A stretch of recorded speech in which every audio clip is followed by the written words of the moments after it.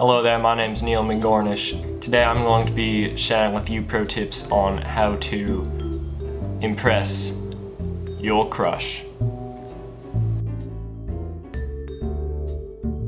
Now before we begin, I would like to introduce to you the concept of impressing your crush. What you have to keep in mind is that sometimes your crush may not like you back, and that's okay, because, well, it just is. And the second thing that you need to know is that no matter how stupid or ugly you are, there's someone out there for you, maybe.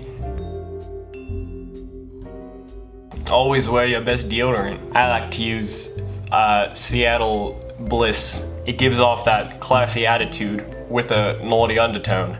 Some people like to use Jefferson McDumbo, which is fine.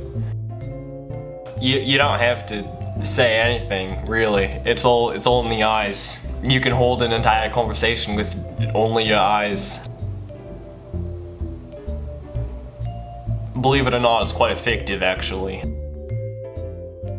With all this advice, you might just be ready to go in for the kill. Because first of all, does your crush have friends? If your crush doesn't have any friends, it will be a lot easier. But if your crush does have friends, lower your standards a little bit. On the rare occasion that your crush may have friends, it is vital to extract your crush from the group of friends. An effective way might be to place a bomb anonymously, gets them to spread out every time, 90% success rate.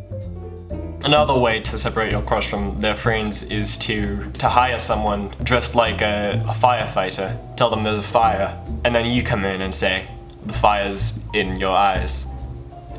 Want to grab lunch sometimes. Once you've got the crush in your grasp, there's 2 to 7 ways you can go about this. There is one way to secure him or her, and it's called a promise ring. It is very effective in terms of getting your crush to never leave. You can do it on the first date, on the second date. Not that big a deal either. Just go for it. Getting your crush to like you back is half the battle. The second half of the battle would be to take them out somewhere nice. Most people think that a first date should be a bowling alley or dinner, and that's just false. When has anything good happened in a bowling alley?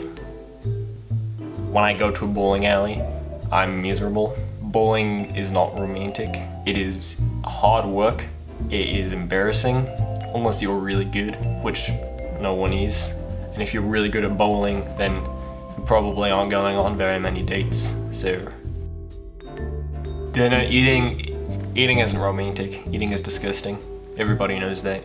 Just imagine what if all they had was spaghetti, and then you had to get spaghetti, and then you were eating your spaghetti and your date goes, so tell me about yourself, and you're like, I can't, my mouth is full of spaghetti.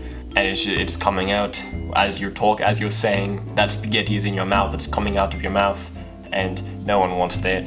That's not good for anyone. Nobody wins, except for, I'm sure someone wins, but it's not you. No, what you're going to do is you're going to take her to Big Bear. Specifically Big Bear, no matter where you live.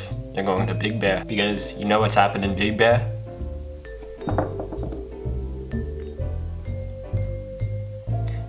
Not important. Big Bear is the only place. What can you do in Big Bear?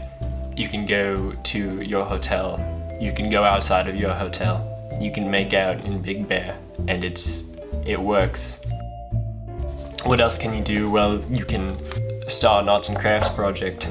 Show off your creative side. Maybe take some screws and glue them onto some paper, and it's a statement. Take this Rubik's Cube and break it up into little beats, it's a statement. Take this Pokemon card, turn it upside down, it's a statement.